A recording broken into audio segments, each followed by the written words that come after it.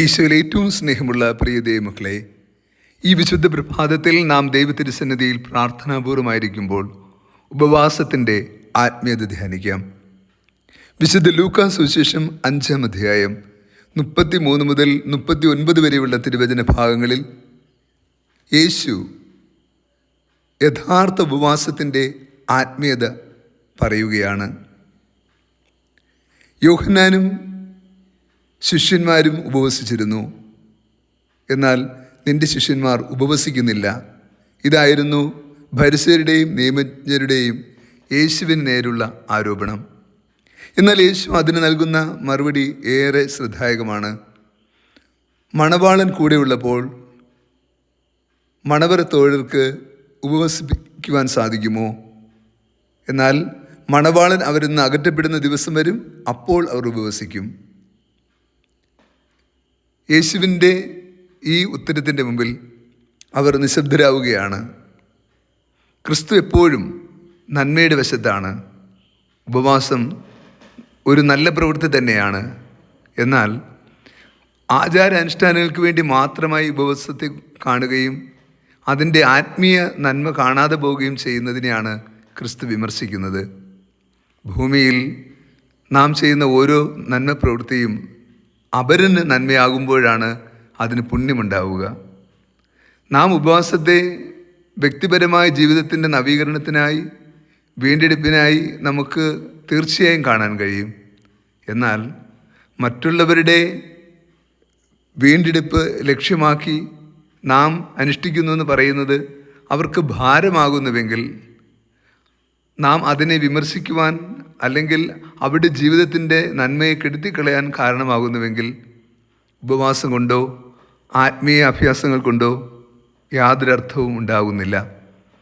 ആചാരാനുഷ്ഠാനങ്ങൾക്കപ്പുറമുള്ള ഒരു ആത്മീയ ബലം ക്രിസ്തു ഇന്നത്തെ സുവിശേഷത്തിൽ ഓർമ്മപ്പെടുത്തുന്നുണ്ട്.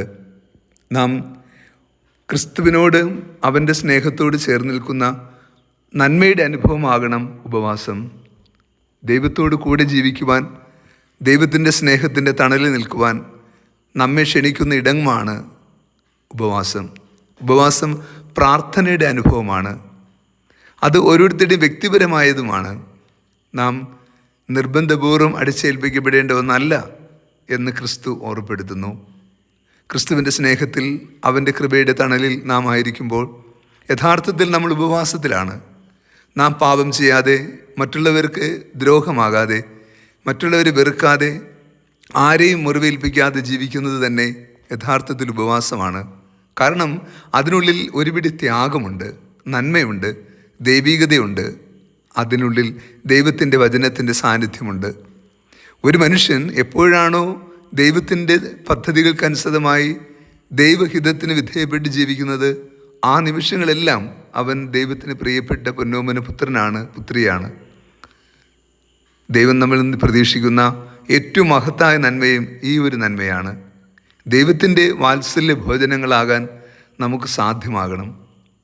അതിന് തടസ്സമായത് എടുത്തു മാറ്റുകയാണ് ഉപവാസത്തിലൂടെ നാം ചെയ്യേണ്ടത്. നാം ഉപവസിക്കുമ്പോൾ കർത്താവിൻ്റെ സ്നേഹതണലിൽ കൂടുതൽ വിശ്വസ്തയോടെ നിലനിൽക്കുവാനുള്ള നല്ല തീരുമാനങ്ങൾ എടുക്കുവാനും കുറച്ചുകൂടി ശ്രദ്ധയോടെ ദൈവഹിതം നിറവേറ്റുവാൻ പരിശ്രമിക്കുകയും ചെയ്യുന്നവരാകുമ്പോൾ നമ്മുടെ ഉപവാസമൊക്കെ അനേകർക്ക് അനുഗ്രഹമായി രൂപാന്തരപ്പെടും. ഈ വിശുദ്ധ ദിനത്തിൽ നമുക്കും ഉപവാസത്തിൻ്റെ ആത്മീയത ഉൾക്കൊണ്ടുകൊണ്ട് ദൈവത്തിൻ്റെ മനസ്സിനൊത്ത് ജീവിക്കുവാൻ കൃപാവരം പ്രാർത്ഥിക്കാം. കർത്താവ് നിങ്ങളോട് കൂടെ. സർവശക്തനായ ദൈവം, പിതാവും പുത്രനും പരിശുദ്ധാത്മാവും നമ്മെ സമൃദ്ധമായി അനുഗ്രഹിക്കട്ടെ. ആമേൻ.